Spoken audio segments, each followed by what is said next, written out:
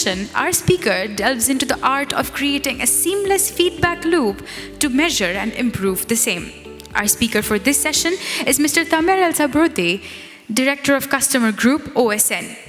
Tamer is an experienced and qualified transformational customer experience leader with international experience, dedicated to delivering excellence within corporate business environments, maintaining a broad understanding of strategic planning and execution of all call center operations and customer experience functions. He's adept at adopting a pragmatic, adaptable, and hands-on commercial approach. Let's please welcome him on stage with a huge round of applause. Thank you. Assalamu alaikum. Hello, everyone. Before I start this presentation, I would just like to mention something. Really, today is very impressive. I didn't expect that level of contribution from everyone. I think this is good learning for all of us. Today we spoke about data, we spoke about technology, we spoke about customer experience in deep details, which I think with that event and the industry leaders and the experts here, there is a very, very clear indicator of where the customer experience vision is in KSA. This is very clear now, I can see it. And I would start with the feedback loop. And I mean, I'm working for OSN, and OSN is very, very caring about that kind of part of the business, which is feedback. So I've put some questions here that I would like just to think about. I'm not going to answer anything, just to think about while talking about the feedback loop, which is, do we really know what's best for our customers? Shall we gather feedback post-experience only? Because this is the majority of what's happening in this market. Feedback, is it reactive or also should be proactive? And finally, are we really listening to customers? Again, I'm not going to reply on these questions. I shared these questions because we ask ourselves every time we have a problem or we face an issue, we start asking these questions, because one of the mistakes that we fall in whenever we launch a new product or do any change in the product or the process, we think that our experience is allowing us to choose the right for the customer. And we actually take the decision, we think it's right, we implement it, and then we start measuring the reaction of the customer. And I would share with you a very small experience here that we changed the whole process. So what happened in May last year is that we did kind of rebranding to our channels. We changed some channel names. We changed the content itself and how it's being aired. And almost before we finalize, we asked the question. We have decided the names of the channels. We put some alternatives. And we started everyone is saying what he prefers. And whatever is majority, we will go for it. And then we asked the question, why don't we involve our customers in that? Why don't we speak to some customers and ask them, what do you think about these new names for the channels? And actually that was one of the best experiences ever, because almost 40% of the channel names were changed, totally against what we thought it would be good. And from that point, we started to have really involvement from the customer. We do call customers, we do tell them what we think, and they tell us what suits them. And it's really helping. And I mean, all of the people here, they know that the impact after the change, it's always handled by the care team, which is being hit at that time. But again, it's very, very difficult to change the experience. So, here, the loop is very simple. It's four steps, very simple steps. But in each part, a lot of work and a lot of effort. And most importantly, we need to have actions. So, when we say customer feedback, it's not only customer is complaining. It's more of his input, his complaints, insight, issues. even interaction, even the customer is not responding. This is a feedback. And this is where we need to be very careful, because this is what we all are trying to get, data. This is data. And this is a very important point. A lot of speakers here, they spoke about emotions today. They spoke about customer emotions, and this is a fact. Customers now, especially in the Middle East, they are emotional towards the product and the service, and eventually the experience together. So these customers are actually telling you what they feel about your product or about your company. It might not be true, it might be absolutely wrong, but this is how they feel, this is their perception. And actually this is your opportunity to win and change that. The problem is not acting upon their feedback, thinking you are doing the right thing, or this is only a small portion of customers. This is an iceberg. You are only seeing the tip of the iceberg. You cannot see the silent customers who's there. And eventually you will start having unhappy customers who will be losing the service, and most probably they will move to a competitor, which, by the way, I think we all agree that now customers not only having alternatives, but they are already having service from 2 providers, and they are going with the preference. It depends on the service and the experience you deliver to them. Second part is measure. So we agreed that feedback is important, but how can we collect the feedback and measure it? I mean, we all use a lot of tools measuring feedback. CSAT, through the IVR or digital CSAT, social media, closed communities. By the way, this is uprising. This is really dangerous, where customers are creating their own communities and they start criticizing your product and not on our official platforms. And this is where we need to be there and see how they speak freely together as community. Calls and interactions, quality assurance, and again, quality assurance is very important, because I can really see a very genuine and realistic conversation between the customer and us. And he's giving me a feedback on the call. So this is also one of the most important tools. And then surveys, NPSs, and reviews for the apps and whatever, and the ratings.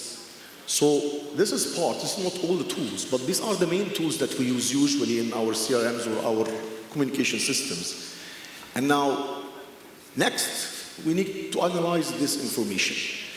And when I say analyze, there's a part which is data analysis, but also there is something very important, which is I need to work on this analysis. I need to make sure that it's worth the effort that I'm doing. So for example, relevancy, and I'm a strong believer in relevancy, because there are some feedback that you can fix immediately. It's easy fix. Like for example, is it product, or is it service, or is it process? If it is process, then it's in your hands. You can change the process now. If the customer is facing difficulty in, for example, on the onboarding process, then you can change the onboarding process if you have the right feedback. If the customer is not happy with your IVR services, you can change it. If it's too long, you can make it short. If it's too short, you can make it more detailed. So these are quick wins that we can do it immediately. Doability. Again, some cases we see ourselves too much into the details of a change that we want to do based on customer feedback, yet it is hard to change, or it will take too much time to change. And in that time, you need to differentiate. Is it really doable? Is it something I can really change? Or is it just customer that he wants that service or that product, but it will be very costly for me, for example, to deliver? And this is very important. Impact on sales and churn.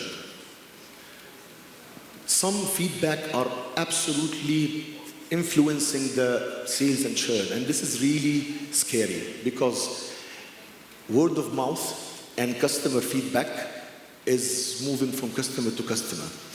And this is one of the interesting things. I personally believe that customer experience now is a product by itself.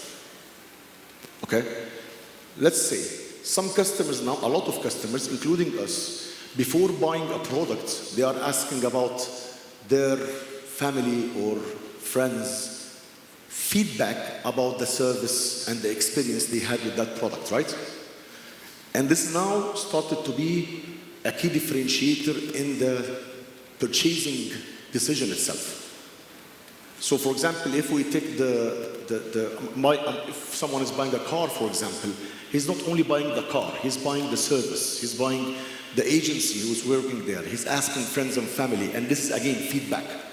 If you are not aware of that feedback, then you are losing a lot.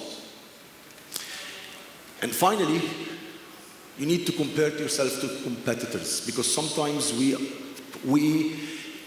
see that we are very good.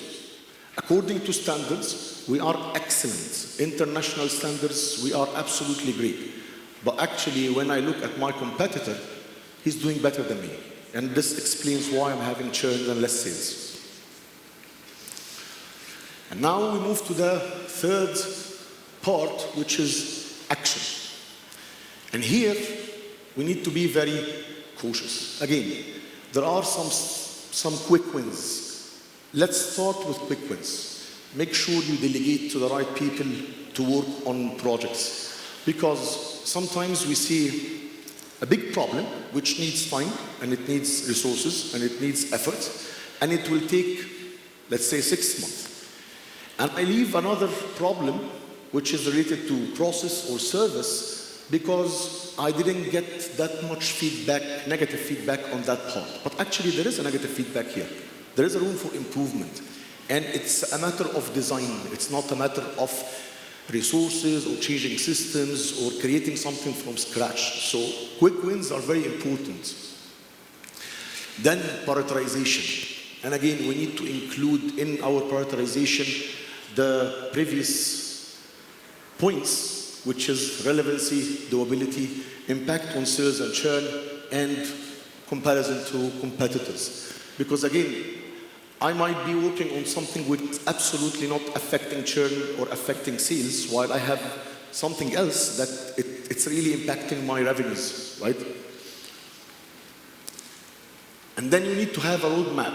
And again, this is one of the mistakes that some of us fall. It says, we have everything there. We have the data, we have analysis, we have the vision, and we have the prioritization, but we don't have a roadmap. We don't have deadlines. We don't have clear deliverables. We don't have clear objectives, when, how, and why we are reaching there. And most importantly, after you do the implementation, are you going to measure again or not? Even sometimes, and in some organizations, I've seen that. They are applying a change, and they're not measuring the impact. Sometimes it's even negative. And then we go for the implementation. Last thing is inform. And inform is, I mean, it's very small words, but I think it's very, very important, because now you got the feedback from the customer. Now you understand his pain points, and you work on the solution. You have done all the required actions, the analysis, data management, everything. You had the roadmap, people assigned, the resources, and you have implemented it. Great. Customer doesn't know. The customer doesn't know. Maybe he will notice the change, maybe he will not notice. Put yourself in the customer's shoes in case you had a complaint or you had a bad comment or negative comment on all of our social medias, and you have received a personalized message which is nothing, it costs nothing, telling you that your feedback was considered, we have changed the process, or we have changed the product, and now we have delivered what you have been asking for. Now that customer will be our ambassador. That customer will bring more customers, or it will stop some customers from churning. After getting back to your customers who provided the feedback, don't forget your existing customers, because some customers, again, who give you the feedback is at the tip of the iceberg. A lot of silent customers there, waiting to churn. They are just waiting for the opportunity, for the reason. So you need to think of these existing customers, not only informing the complaining customers or the customer provided feedback. This is a good gesture, but you need to have a plan how you will be communicating your changes based on other customers' feedback to the existing base. And then, again, another plan, how you will communicate that to the new customers. Because again, you have done efforts and you have fixed issues and you need to make sure that you are now different. You are saying that I'm improving my service, I'm improving my products, I'm working on the customer's needs. So again, we need to think of how we do that. A lot of ways.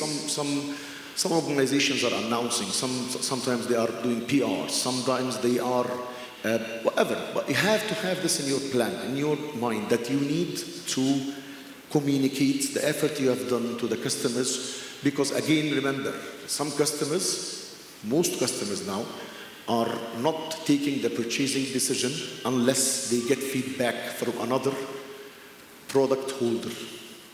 Anyone now who buys a new phone, he asks his friends how it's going. So we need to make sure that we are there. They are our ambassadors.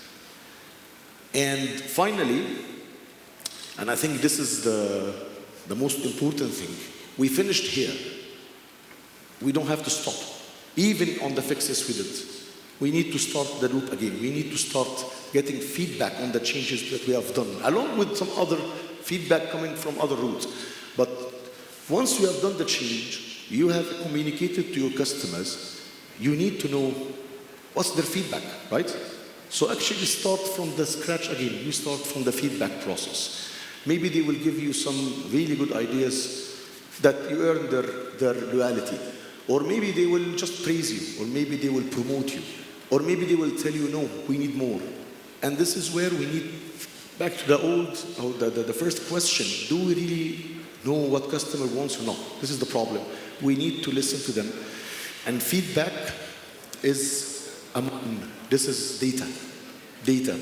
People are hiring companies to do surveys, paying a lot of money to do surveys. While you have all the tools in your hands, you have surveys, you have IVR, you have quality, you have a lot of things that you can just with some time and the right group, you can design something that can change your customer experience journey. That's it. Thank you very much. I hope I didn't take too much time from you. Thank you.